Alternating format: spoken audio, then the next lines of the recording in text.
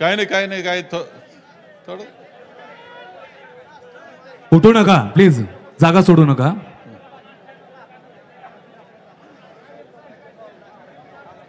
महाराष्ट्र प्रदेश Congress committee आणि सांगली जिल्हा काँग्रेस कमिटीच्या वतीनं आयोजित करण्यात आलेल्या कार्यकर्ता मेळाव्यासाठी मार्गदर्शन करण्याकरता उपस्थित असलेले महाराष्ट्र प्रदेश काँग्रेस कमिटीचे अध्यक्ष माननीय नानाभाऊ पटोले, आपल्या सर्वांचे मार्गदर्शक ज्येष्ठ नेते माजी मुख्यमंत्री आदरणीय पृथ्वीराजजी चव्हाण साहेब, ज्यांनी आपल्याला अत्यंत चांगलं मार्गदर्शन इथे केलेलं आहे, असे युवक नेते माननीय आमदार विश्वजितजी कदम, सांगली जिल्हा काँग्रेस कमिटीचे अध्यक्ष सन्माननीय आमदार विक्रमजी सावंत, माननीय सांगली शहर काँग्रेसचे अध्यक्ष माननीय पृथ्वीराजजी पाटील, येथे उपस्थित असलेले आपल्याला इथे निरीक्षक प्रदेश काँग्रेसचे माजी मंत्री माननीय रमेशजी बागवे, माननीय जितेश भैया कदम, माननीय जे.के. बापू जाधव, माननीय नंदकुमारजी कुंभार, जयदीपजी भोसले, संदीपजी जाधव, श्रीमती मालनताई मोहिते, सुजय नाना शिंदे, बाळासाहेब कोंडक, उपस्थित असलेले तालुक्याचे सर्व अध्यक्ष, सर्व पदाधिकारी, कार्यकर्ते, सर्व बंधू आणि भगिनी, महाराष्ट्र प्रदेश काँग्रेस कमिटी आणि सांगली जिल्हा काँग्रेस कमिटीच्या वतीनं आजचा हा मेळावा येथे आयोजित करण्यात आलेला आहे. वेळही बरेच झालेली आहे. भाषणं सुद्धा आपण आपल्या भावना व्यक्त करणारी भाषणं इथे झालेली आहे. विश्वजित कदम यांनी अत्यंत सुंदर पद्धतीनं सगळी मांडणी आपल्या पुढे केलेली आहे. जे चित्र आहे ते स्पष्ट करण्याचा प्रयत्न त्यांनी केला आहे. मनातल्या भावना सुद्धा त्यांनी अत्यंत स्पष्टपणे आपल्या पुढे मांडलेल्या आहेत. खरं आहे की आपण एक वेगळ्या परिस्थितीमधून जातो आहोत. देश एका वेगळ्या परिस्थितीमधून जातो आहे. महाराष्ट्र राज्य एका वेगळ्या परिस्थितीतून जातो आहे. आणि अशा प्रकारच्या यावेळची लोकसभेची निवडणूक सुद्धा एक ऐतिहासिक निवडणूक म्हणून सुद्धा ओळखली जाणार आहे. देश पुढच्या कालखंडामध्ये कसा, पुढचा प्रवास देशाचा कसा होणार आहे हे सांगणारी ही निवडणूक आहे. या वळणावरची ही निवडणूक आहे. आपण पाहिलं असेल की आतापर्यंतच्या वाटचालीमध्ये 14 साल नंतरची परिस्थितीचं वर्णन विश्वजित कदम यांनी सुद्धा खूप चांगल्या पद्धतीने केलं. पूर्वी सुद्धा वेगळी सरकार आली होती. अटल बिहारीजींचं सरकार आलं होतं पंतप्रधान म्हणून, ते सुद्धा आपण पाहिलं होतं. परंतु 14 नंतरचं जे सरकार भारतीय जनता पक्षाचं आलं ते अत्यंत वेगळ्या पद्धतीनं देशाला नेणारं ठरतं आहे. आज आपल्याला पाहायला मिळतं आहे, जग सुद्धा उत्सुकतेनं पाहत आहे की या देशामध्ये पुढच्या कालखंडामध्ये लोकशाही राहणार की नाही.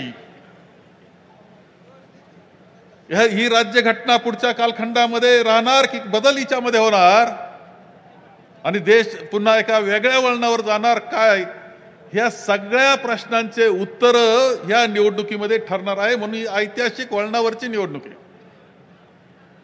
आपण पाहतो अलीकडच्या कालखंडामध्ये ज्यावेळेस सगळ्या निवडणुका सुरू झाल्यानंतर सुद्धा पाहतो आहोत हुकुमशाहीकडे देश जातोय. राज्यघटनेला पायदळी तुडवलं जाते अशा प्रकारची परिस्थिती आहे. मुख्यमंत्री जे आवाज उठवतात त्यांना जेलमध्ये टाकलं जातंय. काँग्रेस पक्ष ज्यावेळेस निवडणुकीला सामोरं जातो त्यावेळेस त्याची खाते गोठवली जात आहेत. त्यांना कोणत्या प्रकारचा आर्थिक अकाउंट त्यांच्याजवळ नसलं पाहिजे याची काळजी घेतली जाते आहे. ईडीचा वापर असेल, आयटीचा वापर असेल, हे संपूर्ण देशामध्ये वातावरण हे बदलून गेलेलं आहे. दहशतवादाचं वातावरण निर्माण झालेलं आपल्या सगळ्यांना दिसतंय. खरं अलीकडचा जरी कालखंड घेतला 10 वर्षाचा विचार करता तरी मणिपूरच्या घटना ज्या घडलेल्या आहेत आणि तिथे ज्या पद्धतीनं आदिवासींवर अत्याचार झाले, महिलांवर अत्याचार झाले, त्यांना नग्न करण्यात आलं, त्यांच्या मागे पूर्णपणे जमाव धावत होतात, त्यांच्यावर अत्याचार करण्यात आले आणि पुन्हा मारण्यात आलं, हे भयानक चित्र आज देशामध्ये निर्माण झालेलं आपल्याला दिसतंय. आपल्याला दिसतंय का ब्रिजभूषण सारखा खासदार त्यांच्यावर आरोप केले महिला कुस्तीगीरांनी की ज्यांनी मोठाले मेडल्स मिळवले होते, त्यांनी त्या खासदाराला मात्र काही त्रास झाला नाही. त्या मुलींना मात्र ओढून नेऊन घसरत नेऊन जेलमध्ये टाकण्यात आलं. हे चित्र आज देशाचं निर्माण झालेलं आहे. शेतकऱ्यांनी आंदोलन सुरू केलं. संपूर्णपणे पंजाब हरियाणामधले शेतकरी त्यांच्या न्याय हक्काकरता ज्यावेळेस दिल्लीकडे येत होते त्यावेळेस त्यांच्या रस्त्यामध्ये खिळे ठोकले गेले, अश्रुधूर सोडले गेले. हे चित्र देशामध्ये निर्माण झालेलं आहे. आणि मग अशा वळणावर देश असताना आपल्याला एक काळजी संपूर्ण देशामध्ये सर्व विरोधक एकत्र येऊन इंडिया अलायन्स स्थापना करण्यात आली. आदरणीय सोनियाजी असतील, राहुलजी असतील, आदरणीय खरगे साहेब असतील, यांच्या नेतृत्वाखाली हे सगळे एकत्र आले, सगळे एकत्र आलेत. आणि त्या पद्धतीने त्यांना एकत्र आणून आज देश वाचवण्याकरता, लोकशाही वाचवण्याकरता, आपली राज्यघटना वाचवण्याकरता एक शक्ती निर्माण करण्याचं काम या अलायन्सच्या माध्यमातून करण्यात आलं. राज्यामध्ये सुद्धा वेगळी परिस्थिती नाही. आपली लोकशाही आघाडी म्हणून आम्ही सरकार म्हणून एकत्र आलो. भारतीय जनता पक्षाला दूर ठेवलं. कशा पद्धतीनं त्यांनी पक्ष तोडले. 50 खोके एकदम ओके ही तर सगळीकडे माहिती झालंय आपल्याला. 70,000 कोटीचा आरोप झाला आणि 70,000 कोटीचा आरोप पंतप्रधानांनी केल्यानंतर दुसऱ्या दिवशी मात्र इकडून तिकडे उडी मारल्यानंतर तो आरोप हवेत विरला. सरकार स्थापन करण्याकरता भ्रष्ट पद्धतीचा मार्गाचा अवलंब भारतीय जनता पक्ष या राज्यामध्ये करतोय. याच्या बाबतीत सुद्धा पूर्ण नाराजी ही या राज्यामध्ये आहे. आणि म्हणून इथे सुद्धा लोकशाही आपली महाविकास आघाडीची स्थापना झाली. सरकार म्हणून काम केलंच, परंतु पुढे ती राहिली पाहिजे असा हा प्रयत्न केला. महाविकास आघाडी आपण स्थापन केली आहे. एकत्र पद्धतीने निवडणुकीला सामोरं जातोय. 5 ठिकाणी निवडणुका झाल्या, 5 मतदारसंघांमध्ये विदर्भातल्या. अत्यंत चांगल्या प्रकारचा निर्णय, विशेषतः काँग्रेसच्या जागा तिथं आहेत. आणि नानाभाऊचा निर्णय असा दिसणार आहे की कदाचित सगळ्या जागा, तुम्हाला आश्चर्य वाटेल ना, सगळ्या जागा काँग्रेसच्या येणार अशा प्रकारचं चित्र तिथं निर्माण झालेलं आहे. आता उद्या परवा पुन्हा निवडणूक आहे. तिथे सुद्धा आता प्रचाराची फैरी आता शेवट थांबलेली आहे. परंतु तिथे सुद्धा एक वातावरण काँग्रेस करता अनुकूल, आघाडी करता अनुकूल झालेलं आहे. आपल्या कोणत्या पद्धतीनं भारतीय जनता पक्षाला देशाच्या पातळीला रोखायचं आणि राज्याच्या पातळीला रोखायचं हे सूत्र ठेवून आपण काम करतो आहोत, ही वस्तुस्थिती आहे.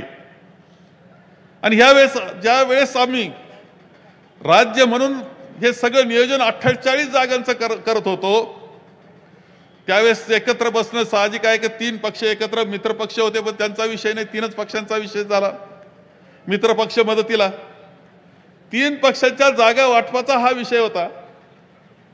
आणि जागा वाटप करत असताना हे सोपं काम नव्हतं. पहिल्या 30 जागा समजा सहज गेल्या, पण नंतरच्या 18 जागा, 18 वर 5-6 जागा, नंतरच्या 2-3 जागा आणि नंतर मात्र 1-2च जागा त्याच्यामध्ये सांगली. किती तेव्हा पहिल्या फिरीत 30 जागांनी जो पहिल्या जवळजवळ 45 जागांचा विषय मिटला. राहिल्या 3 जागावर 3 महिने गेले. एक वस्तुस्थिती तुम्हाला सांगतो. रात्री 12-12, 1-1, 2-2 वाजेपर्यंत चर्चा चालल्या. सतत तुमचा दबाव आम्हाला तर दोन्ही बाजूला प्रेशर होतं की एका बाजूला तिकडून प्रेशर का आम्हाला ही जागा पाहिजे बा. त्यांचे 14 खासदार पूर्वी निवडून आलेले शिवसेनेचे. आपली अवस्था कठीण होती ही खरं आहे. यांचे सुद्धा राष्ट्रवादीचे खासदार सुद्धा संख्या मोठी निवडून आली आहे. या सगळ्या याच्यामध्ये चर्चा जी करावी लागत होती ती चर्चा एक एक जागेकरता घासून घुसून करीत असताना 3-4 जागांवर खूप कठीण परिस्थितीतून अडचणीतून आम्ही गेलो. तुमचा दबाव काही कमी नव्हता आमच्यावर. सांगलीचा दबाव होता की ही जागा हक्काची आहे. त्यांचं म्हणणं होतं की आम्ही कोल्हापूरची जागा जी आमची होती, खासदार आमचा होता, ती आमची सोडलेली, तर आम्हाला ही जागा पाहिजे. आम्ही म्हणायचो की ही आमची पारंपरिक जागा आहे. तुम्ही टीव्हीवर काय ऐकलं असेल आमचं ते शब्द परत सांगितले पाहिजे असं नाही. तुमचंही पाठ झाले आम्ही काय काय बोलतो. किती घासाघीस, किती ताण तणाव. परंतु ह्याच्यामध्ये मी आपल्याला सांगेल की आपल्या सगळ्या कार्यकर्त्याचा दबाव होता, परंतु त्यामध्ये विश्वजित कदम, पृथ्वीराज पाटील, विश्वजित कदम, विशालवी हे सातत्यानं एवढा आग्रह, एवढा दबाव, म्हणजे मीटिंग संपून 1 वाजता कुठं पोहोचतोय आम्ही, घरी पोहोचतो, झोपण्याच्या वेळेस विश्वजीतचा फोन, काय केलं तुम्ही आज? दिल्लीला किती चक्र मारल्या मला माहित नाही, तुम्ही अध्यक्ष असायचेच बरोबर. दिल्लीला चक्रा, शेवटी दिल्लीला दखल घेऊन आम्हाला विचारायचे काय करताय तुम्ही. शेवटी दिल्लीवरून सुद्धा के.सी. वेणुगोपालजी स्वतः, सगळ्या देशाचं इलेक्शन पाहणारे माणसं म्हणजे के.सी. वेणुगोपालजी, ते स्वतः मुंबईला. एवढंच नाही तर मुकुलजी वासनिक यांच्याकडे पूर्णपणे राज्याच्या सगळ्या राज्यांची जबाबदारी अलायन्सची त्यांच्यावर, ते सगळी चर्चा असताना ते मुंबईला. रमेश चेनिथालाजी आपले प्रभारी ते मुंबईला, आणि ते स्वतः सुद्धा बैठकीला बसले आणि आग्रह धरला की आम्हाला ही जागा पाहिजे. परंतु शेवटी असं आहे की हे मान्य करावं लागतं आपल्याला की त्या आमच्या मित्रपक्षांनी मात्र त्याला मान्यता त्यांनी दिले नाही. एक वेळ अशी आली होती की शेवटी करायचं काय हा प्रश्न, इंडिया अलायन्सचं करायचं काय इथपर्यंत, आघाडीचं करायचं काय हा प्रश्न. आणि अशा अवघड याच्यामध्ये आपण इथपर्यंत खरं सांगतो का, विशाल पाटील असतील किंवा हे तुमची परंपरा काँग्रेस, हे मला सांगलीच्या बाबतीत वेगळं सांगण्याची आवश्यकता नाही. तुम्ही काँग्रेसला वाढवलं, जपलंय, आणि आतापर्यंत नवी पिढी सुद्धा मनापासून जपते, त्यांचं कौतुक केलं पाहिजे अशी लढाई ते करतात. याच्या बाबतीत माझ्या मनामध्ये आणि आमच्या मनात शंका नाही. एवढा म्हणजे त्यांनी इतका तणाव आणि सतत आग्रह ह्या सगळ्या मंडळीने ठेवला, विश्वजितच्या नेतृत्वाखाली ठेवला. ते म्हणायचे अरे आम्ही सगळेजण आता एकत्र आलोय, वाद नाही आमच्यामध्ये, गटतट नाही, आम्ही एकत्र आलो तर आम्ही सगळीकडे जिंकू, हे आम्हाला खात्री आहे, फक्त यावेळेस आम्हाला संधी द्या, हे म्हणणारे विश्वजित आणि ही सगळी मंडळी. आणि आम्हाला काही खोटं वाटतं असं समजणं काही कारण नाही. आम्ही पूर्णपणे सगळेजण तुमच्या बरोबरच होतो. एवढंच नाही तर विशाल पाटलांना नंतर काय पाहिजे ते घ्या, इथपर्यंत कोणता कोठा, शिवसेनेच्या कोठातून नको, चला आपला कोठा, इथपर्यंत सगळ्या प्रकारचा आग्रह हा आम्ही केला. ही वस्तुस्थिती आहे. आता आपण एका महत्वाच्या प्रश्नावर आपल्याला चर्चा एवढीच करायची आहे की ज्यावेळेस ही सगळी परिस्थिती आहे, सगळी मेहनत झालेली आहे, परंतु आपला निर्णय हा सुद्धा तितकाच महत्वाचा, ऐतिहासिक, त्याची नोंद असते. कशा पद्धतीनं तुम्ही त्या कालखंडामध्ये काम केलं, कशा पद्धतीनं वागले हे ठरवणारा अशा प्रकारचा निर्णय असतो. इतिहासात त्याची नोंद होत असते.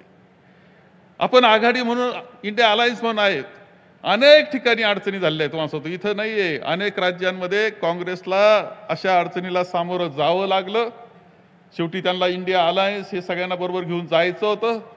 थोडंफार अडचण आली तरी हरकत नाही, आपल्याला कमीपणा आला तर हरकत नाही, परंतु आपल्याला सगळ्यांना बरोबरच न्यायचं या हेतून संपूर्ण देशामध्ये सुद्धा खूप ठिकाणी आपण बरोबर लोकांना घेतलेलं आहे. आणि तशी परिस्थिती इथे आलेली आहे. आजही दिल्लीची भावना, आजही राज्यातल्या आमच्या सगळ्यांची भावना ही तुमच्या वेदना, दुःख माहिती असणारे आहेत. ही वस्तुस्थिती तुम्हाला या निमित्तानं सांगतोय, पूर्णपणे माहिती आहे सगळ्यांना. पूर्णपणे दिल्ली स्वतः सुनेजींना माहिती आहे, राहुलजींना माहिती आहे, प्रियंकाजींना माहिती आहे, खरगे साहेबांना माहिती आहे, सगळ्यांना माहिती आहे की सांगली. तुम्ही त्यांना विचारलं का देशामध्ये सगळ्यात जास्त तणाव, तुम्हाला ताण कोणत्या यानं दिला, ते सांगतील सांगलीनं दिला. ही भावना आहे, खरं सांगतो ही भावना आहे.